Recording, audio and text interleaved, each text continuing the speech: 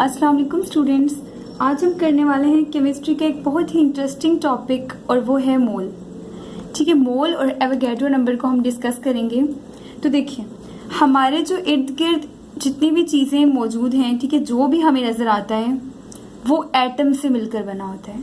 अब एटम क्या होता है? तो देखिए, एटम जो है वो स्मॉलेस्ट पार्टिकल है। ठीक है, एटम का क्या कह रही हूँ मैं कि एटम के बारे में ये कह रही हूँ कि एटम जो है वो क्या है, स्मॉलेस्ट पार्टिकल है दैट कैन एग्जिस्ट। ठीक है, एलिमेंट का जो है स्मॉलेस्ट पार्टिकल, छोटे से छोटा जो जरा होता है ना, वो atom, it can not be seen. ठीक है, स्मॉलेस्ट पार्टिकल है। अब देखिए, एटम की बात मैंने इसलिए क्योंकि हमारे माहौल में, हमारे इर्द गिर्द जितनी भी चीजें हैं वो एटम से मिलकर बनी हैं। फॉर एग्जाम्पल, अगर हमारे पास मैं 2 हाइड्रोजन एटम लेती हूँ, यानी कि मैं ये कहने की कोशिश कर रही हूँ यहाँ पर, अगर मैंने 1 हाइड्रोजन एटम लिया, ठीक है, ये 1 है, और इसके साथ मैं एक और हाइड्रोजन एटम लेती हूँ, ये 2। मैंने 2 हाइड्रोजन एटम लिए, इनको कंबाइन किया, किसके साथ? 2 हाइड्रोजन एटम्स लिए और इनको कंबाइन करवाया एक ऑक्सीजन एटम से। ठीक है, 2 हाइड्रोजन एटम, 1 ऑक्सीजन एटम, तो मेरे पास क्या बना? H2 थे और 1 ऑक्सीजन था, तो ये क्या बन गया? मेरे पास वाटर बन गया। यानी कि हम जो है, हमारे पास एटम्स जो मौजूद होते हैं उनको कंबाइन करते हैं तो हमारे पास मॉलिक्यूल बनता है। ठीक है, जब भी एटम्स कंबाइन होते हैं तो आपके पास क्या बनाते हैं? मॉलिक्यूल बनाते हैं। तो एटम्स क्या होते हैं? स्मॉलेस्ट पार्टिकल होते हैं। ठीक है, और हमारे इर्द गिर्द हर चीज एटम से मिलकर बनी है। एटम्स कंबाइन होते हैं तो हमारे पास मॉलिक्यूल बनता है। अब एटम्स और मॉलिक्यूल ये एक्सट्रीमली स्मॉल पार्टिकल्स हैं, यानी बहुत ज्यादा स्मॉल होते हैं। और अब जब एटम्स बहुत ज्यादा स्मॉल इन साइज होते हैं तो हमारे लिए बहुत मुश्किल हो जाती है कि इनको कैसे काउंट करें। जैसे देखिए, आपके पास जो है, यहाँ पर मैं थोड़ी सी एग्जाम्पल्स देती हूँ आपको। अब यहाँ हम कुछ एग्जाम्पल्स लेते हैं। ठीक है, एग्जाम्पल्स इस तरह से लेते हैं कि आपके पास, अगर मैं जो है, हम सॉक्स लें तो सॉक्स आप लेते हैं किस में? पेयर्स में। ठीक है, ऐसा ही होता है ना, सॉक्स पेयर्स में लेते हैं। आप जो है एग्स जो है वो किस में लेते हैं? डजन में लेते हैं। ठीक है, आप इसी तरह जो है बनानास लें तो वो भी आप किस में लेते हैं? डजन में लेते हैं। ठीक है, अब यानी आपको ये वो चीजें बता रही हूँ जो आप जब बाय करते हैं तो आप इन में बाय करते हैं। अगर आप पेपर्स बाय करें, ठीक है, पेपर्स बाय करते हैं तो वो आप रीम्स में लेते हैं, रीम में। ठीक है, पेपर्स जो है आप रीम में लेते हैं। तो इस तरह ये जो है, इनमें आप जो है यूनिट्स हैं जिनमें आप लेते हैं। ठीक है, इन यूनिट्स में लेते हैं आप ये चीजें। अब पेयर्स कितने पेयर्स में कितने होते हैं? 2 यूनिट्स होते हैं। ठीक है, पेयर्स में कितने यूनिट होते हैं? 2 यूनिट्स। डजन में कितने यूनिट्स होते हैं? 12 यूनिट्स। ठीक है, डजन में 12 यूनिट्स होते हैं। अब डजन में अगेन यहाँ पर कितने यूनिट होंगे आपके पास? 12 यूनिट्स होंगे। और रीम में 500 यूनिट्स होते हैं। तो इसी तरह जब आप इन सब चीजों को मेजर करने के लिए ये आप इनके यूनिट्स लेते हैं, तो जब आप किसी भी एटम को मेजर करते हैं तो उसमें जो है आपके पास 6.02 एक्सपोनेंट 23 पार्टिकल्स होते हैं। ठीक है, 6.02 एक्सपोनेंट 23 पार्टिकल्स या यूनिट्स होते हैं। बेसिकली मैंने आपको ये चीज समझानी थी। ठीक है, उसके लिए हमने ये सारी डिस्कशन की है कि जो है हम एग्स वगैरह को किस में लेते हैं। तो इसी तरह जब हम 1 मोल एटम की बात करते हैं ना, तो उसके लिए हमें जो है 6.02 एक्सपोनेंट 23 पार्टिकल्स या यूनिट उसमें होते हैं। अब ये जो 6.02 एक्सपोनेंट 23 आया है, ये क्या है? तो बेसिकली इसको कहते हैं एवोगैड्रो नंबर। ठीक है, 6.02 एक्सपोनेंट 23 क्या है? एवोगैड्रो नंबर है। यहाँ पर लिख लें कि ये क्या है आपके पास? एवोगैड्रो नंबर है।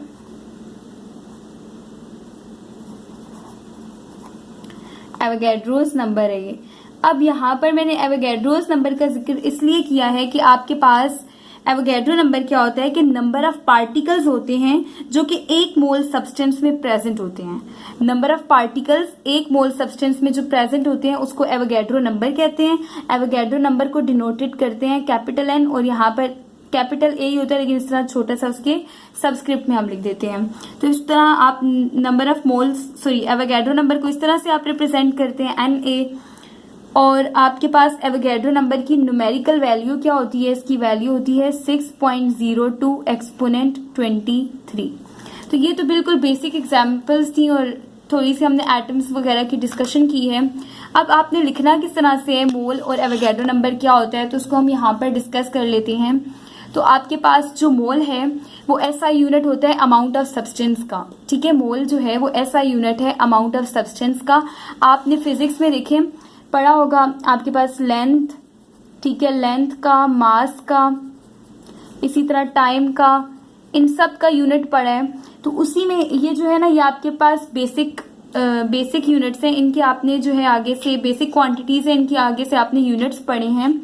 इसी तरह बेसिक क्वांटिटीज में आपके पास लुमिनियस इंटेंसिटी आती है, ठीक है, जिसका यूनिट आपने कैंडेला पढ़ा है। फिर बेसिक क्वांटिटीज में आपके पास थर्मोडायनामिक टेम्परेचर आता है, जिसका यूनिट आपने केल्विन पढ़ा है। तो इन्हीं बेसिक क्वांटिटीज में आपके पास अमाउंट ऑफ सब्सटेंस भी आता है, ठीक है, अमाउंट ऑफ सब्सटेंस भी आता है और उसका यूनिट आपके पास क्या है, मोल है। तो इसीलिए इस डेफिनेशन में हमने क्या लिखा है कि जो मोल है आपके पास वो क्या है, SI यूनिट है अमाउंट ऑफ सब्सटेंस का। और फिर आपने उसकी डेफिनेशन क्या लिखनी है, a mole is defined as gram atomic mass, gram molecular mass और gram formula mass of any substance. Atom molecules are ions which contains 6.02 exponent 23 particles।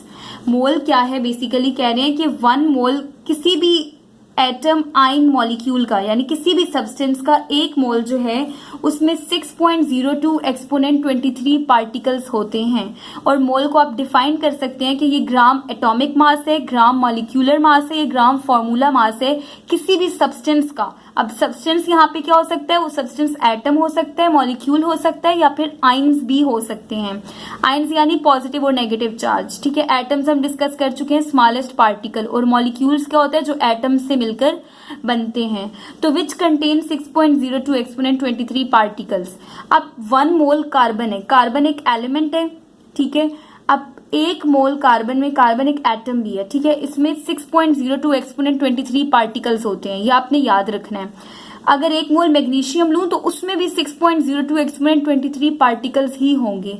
Similarly अगर मैं 1 मोल नाइट्रोजन, हाइड्रोजन, ऑक्सीजन किसी का भी 1 मोल ले रही हूं तो उसमें पार्टिकल्स हमेशा 6.02 एक्सपोनेंट 23 ही होंगे। अगर आप इन दोनों को कंपेयर करवाएं, 1 मोल कार्बन का जो मास है, यहाँ पे मैंने मास की डिस्कशन की है, ठीक है, ये जो 12 ग्राम और 24 ग्राम है ना, ये इनके मासेस है, ठीक है। 1 मोल कार्बन का मास कितना होता है, 12 ग्राम। 1 मोल मैग्नीशियम का मास होता है 24 ग्राम। आप देखिए मैग्नीशियम का मास कार्बन के मास से 2 टाइम्स ग्रेटर है, 24 ग्राम है और ये 12 ग्राम है, बट जो नंबर ऑफ पार्टिकल्स हैं वो दोनों में क्या है, सेम है। 1 मोल कार्बन जितने पार्टिकल कंटेन करता है, 1 मोल मैग्नीशियम भी उतने ही पार्टिकल कंटेन करता है। इसका मतलब 1 मोल सब्सटेंस हमेशा जो है वो एटम हो, मॉलिक्यूल हो या आयन हो, उसमें कितने नंबर ऑफ पार्टिकल्स होंगे, 6.02 एक्सपोनेंट 23 पार्टिकल्स होंगे, ठीक है। और उसके बाद आपने एक डेफिनेशन याद करनी है एटम की। तो एटम हमने देखा है स्मॉलेस्ट पार्टिकल होता है, ठीक है। Atom is the smallest particle of an element, element का दैट कैन एग्जिस्ट, ठीक है, जो आपके पास एग्जिस्ट करता है। ये स्मॉलेस्ट पार्टिकल होता है, फर्दर आप इसको ब्रेक नहीं कर सकते क्योंकि ये जर्रे से भी छोटा होता है, बिल्कुल छोटा, जिसको आप फर्दर जो है ब्रेक डाउन नहीं कर सकते। फिर आपके पास आ जाता है एवोगैड्रो नंबर। अब एवोगैड्रोस नंबर क्या है, तो बस नंबर ऑफ पार्टिकल्स जो 1 मोल में प्रेजेंट होते हैं, कितने होते हैं, 6 पॉइंट, अभी हमने ऊपर डिस्कस की है, ठीक है, 6.02 एक्सपोनेंट 23 पार्टिकल्स होते हैं, ऐसा ही है। Number of particles present in 1 mole of substance is called Avogadro number. उन नंबर ऑफ पार्टिकल्स को ही तो एवोगैड्रो नंबर कहते हैं। बेसिकली एवोगैड्रो नंबर है क्या, कि जो नंबर ऑफ पार्टिकल्स 1 मोल में प्रेजेंट होते हैं। हमने मोल डिस्कस किया ना, मोल क्या है, ग्राम एटॉमिक मास, ग्राम मॉलिक्यूलर मास, ये ग्राम फॉर्मूला मास है, ठीक है, किसी भी सब्सटेंस का, तो उसे मोल कहते हैं। तो अब एवोगैड्रो नंबर क्या कहता है कि इस मोल में जितने पार्टिकल्स प्रेजेंट है वो एवोगैड्रो नंबर है। तो मोल में 1 मोल में कितने पार्टिकल्स हैं, 6.02 एक्सपोनेंट 23 पार्टिकल्स हैं। तो ये जो पार्टिकल्स हैं ये क्या कहलाएंगे, एवोगैड्रो नंबर, ठीक है। It is denoted by Na। Avogadro numbers को किससे डिनोट करते हैं, Na से। N और A जो है आपके पास ये सबस्क्रिप्ट में आएगा। And it's numerical value is, और इसकी न्यूमेरिकल वैल्यू क्या है, 6.02 एक्सपोनेंट 23 है। और आपने याद रखना है कि 1 मोल सब्सटेंस जो है वो हमेशा किसी भी 1 mole of any substance contain particles, ठीक है, 1 मोल सब्सटेंस पार्टिकल्स जो कंटेन करते हैं वो हमेशा इक्वल होते हैं एवोगैड्रो नंबर के। 1 मोल सब्सटेंस हमेशा जो पार्टिकल्स कंटेन करते हैं वो एवोगैड्रो नंबर के इक्वल होते हैं, आपने ये याद रखना है, ठीक है। तो यहाँ पे आपके पास ये एवोगैड्रो नंबर का भी कॉन्सेप्ट क्लियर हो गया। अब आप यहाँ पर ये देख सकते हैं कि अगर मैं कोई इक्वेशन लिखूं, ये जस्ट अभी यहाँ पर समझाने के लिए लिख रही हूँ, ठीक है। अगर मैं कोई इक्वेशन लिखती हूँ कि आपके पास यहाँ पर अगर मैं इक्वेशन लिखूं कि 2H2 reacts with O2, it will form 2H2O, ऐसे ही होगा, ठीक है। अगर आपके पास 2H2 रिएक्ट करे O2 से, ये फॉर्म करेगा 2H2O। इसमें से आप मुझे मोल्स कैसे बताएंगे कि मोल्स कहाँ पर हैं? तो मोल्स आप किस तरह से बताएंगे कि मोल्स जो है आपके पास ये जो पीछे कोएफिशिएंट लिखा होता है 2 और इसके पीछे कोएफिशिएंट क्या है 1 है, यहाँ पर कोएफिशिएंट क्या है 2, तो ये आपके पास रिप्रेजेंट करता है 2 मोल, ठीक है। ये रिप्रेजेंट कर रहा है 1 मोल, ठीक है। ये रिप्रेजेंट कर रहा है 2 मोल।